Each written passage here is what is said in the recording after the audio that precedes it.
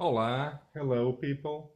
Just a quick video to show and talk a little bit about the best comics I've read over the last couple of months.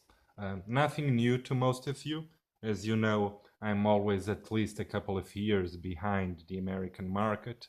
In the case of Planetary, much more. This is Planetary Book 2, finishing the series, and it's absolutely magnificent. Um, highly recommended to anyone who is into superhero comics or even into American pop culture in general. There's no way you won't have a good time with Planetary.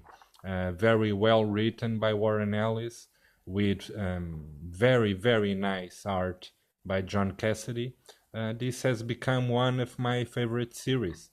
Um, and if you haven't read it yet, I really urge you to. Um, every single issue is great. I don't think there is even one single issue that I thought it was a flop or boring. It's just excellent. And John Cassidy's art, at first, I was not convinced I would enjoy it as much as I did. It just works perfectly, and this is lots of fun. No doubt, one of my favorite series ever. That good.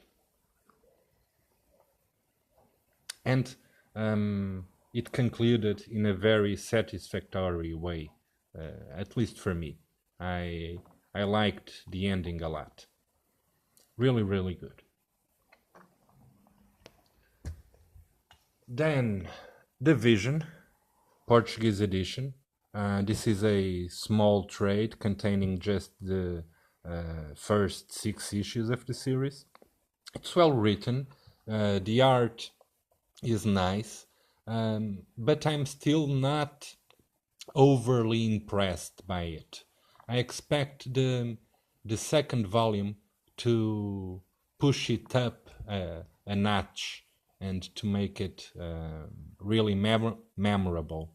Um, but good writing, good art. Um, I especially like the omniscient, non-linear narrator, which is very smart, um, and yeah, enjoyable. What I would call a suburban horror story. You've all read it, surely. Let me know what you think of the vision in the box below.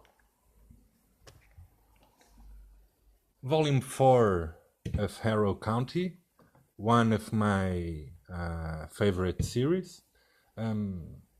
The story by Cullen Bunn is getting denser, richer, and the art by Tyler Crook, as always, is magnificent. It's the what I love the most about Harrow County, especially his watercolors. So beautiful, and I also like the rural setting a lot, and both the story and the art um, take the best of that rural environment.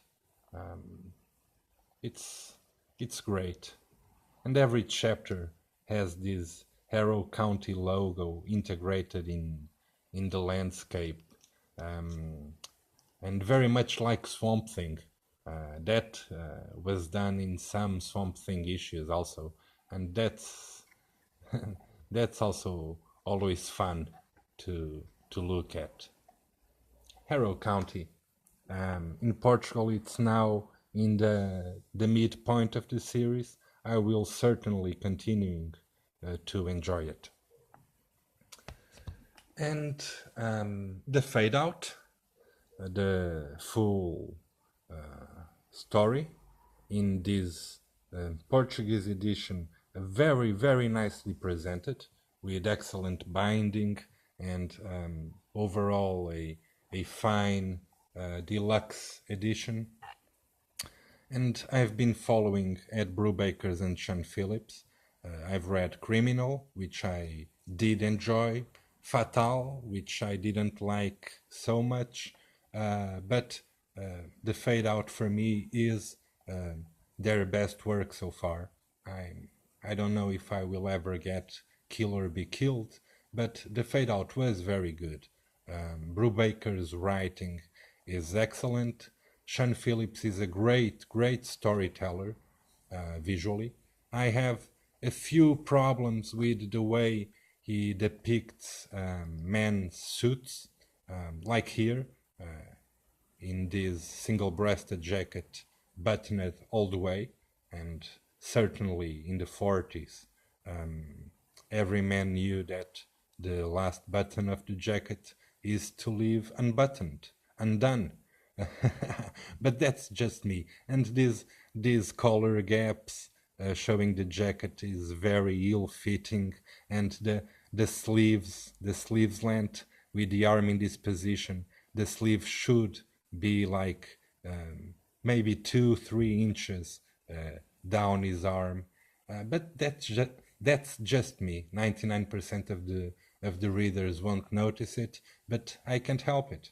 And my eyes fall in these little details all the time. But to be fair, in the second half of the book, everything is corrected. I suspect Mr. Phillips just got himself a better jacket, and his photo reference became much more accurate to the era. But hey, The Fade Out is great. I wouldn't exactly call it a crime noir story. It has a good deal of crime noir elements, but it's more a social noir.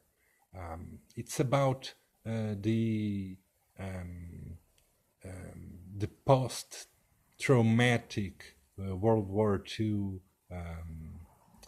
America, Hollywood in special, and the fear for communism, or the fear of communism, and the murder mystery, the murder investigation part of the story mainly works as the engine that allows to go deeper and deeper into these characters, because it's actually a very simple murder mystery. If the characters were professional detectives, they would figure it out very quickly. But the way Brubaker, here again a good example of that, collar gap and the long extra sleeve. The way Brubaker writes it, with the main character Charlie being amnesic after a very hard drinking night, is the way the mystery is prolonged. But in fact, this is much more about how troubled, about how broken these characters are, than a murder mystery per se. But it was a very, very good read. I did enjoy it a lot, and it's highly recommended. Yeah, beautiful, with beautiful colors by Elizabeth Brettweiser, as always. But here, and I do think Brettweiser does her best job here. Phillips' art and Brubaker story are top of the game too. So very, very good read. And finally, a European graphic novel, also a Portuguese edition. The French title would be A Sœur, meaning a sister. It's by Bastien Vives, one of the most talented young and most prolific French authors. Vives is able to draw in very different styles. Here he shows a very simple, clean art, but very effective. But he's also been publishing a more traditionally designed European series and also a fantasy manga series.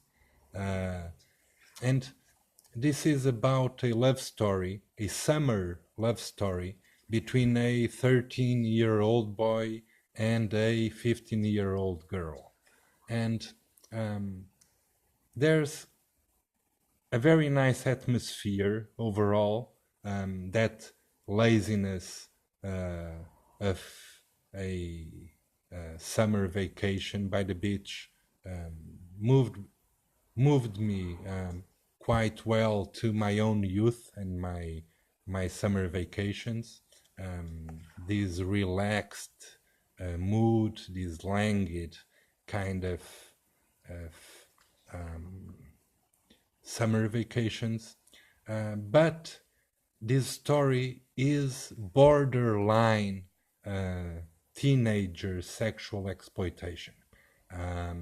There is some very explicit sex scenes, and even though I am very open-minded and sexually very open-minded, I got a little disturbed on how graphic it becomes in the second half of the book.